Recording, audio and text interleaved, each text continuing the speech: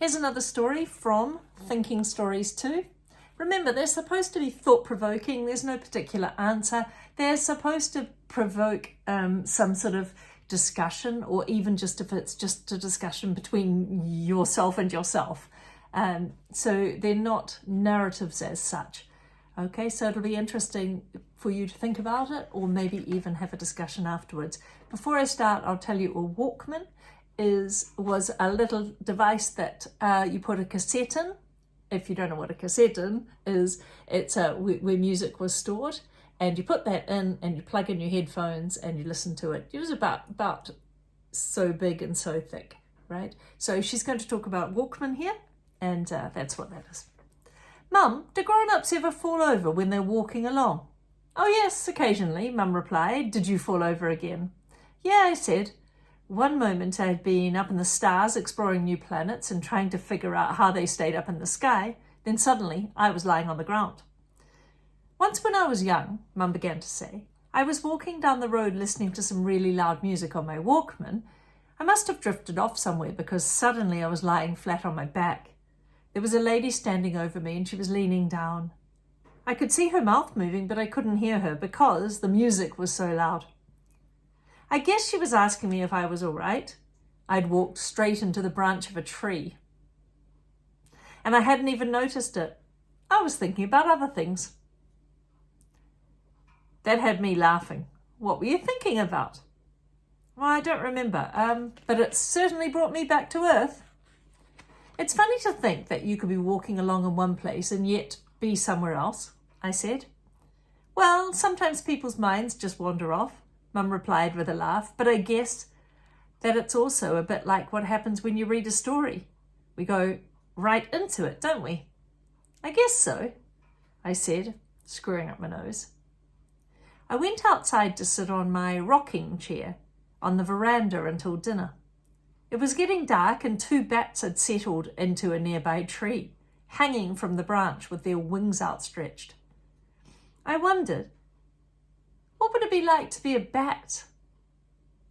If I were a bat, I would live in a big dark cave with my friend Emily. In the cave, you could hear the gentle sound of water drip, drip, dripping in the pool. Emily and I hung upside down from the ceiling, like bats do. I stretched out my wings and fold them again, stretch and fold. Emily does the same. Then we open our wings once more and we fly out into the night. There I was, sitting in my chair on the veranda. I could hear Mum banging around in the kitchen and then talking on the phone. Then I was right back with Emily. I kept swapping backwards and forwards between one and the other. I suddenly had a thought and I ran into the kitchen. I phoned Emily. Were you in a cave with me now, Em? I said, hanging upside down from the roof, talking about what it's like to be a bat. No, said Emily flatly. What are you talking about?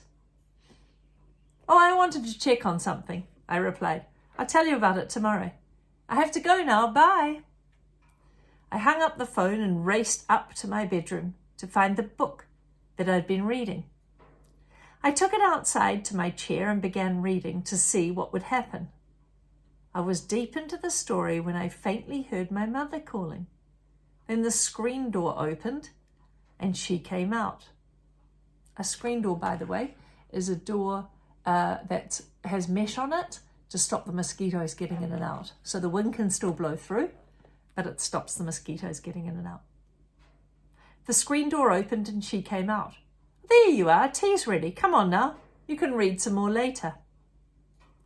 It's okay, Mum, I said excitedly. I was just trying something out.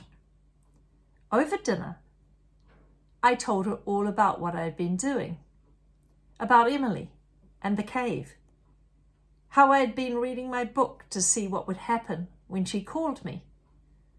It's like I could hear your voice a long way off, I explained.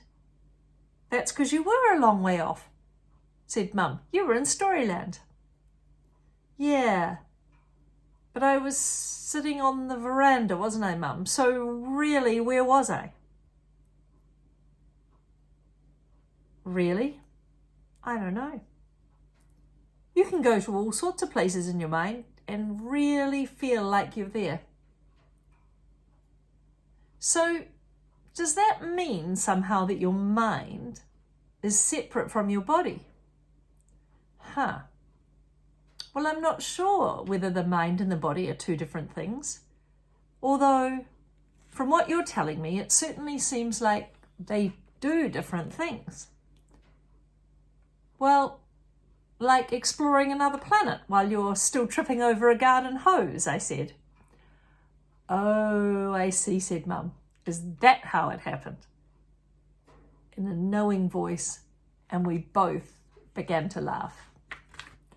Well, I wonder what this author is trying to provoke in your thinking.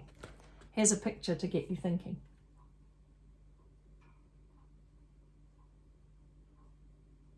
So I have some thoughts. What kinds of things can be in your mind? Are the things that are in your mind made up of anything? I have some questions here from the teacher's guide, and I'm going to hold them up so that maybe you can pause them on the screen and turn and talk to somebody, or think for yourself, write it down, who knows.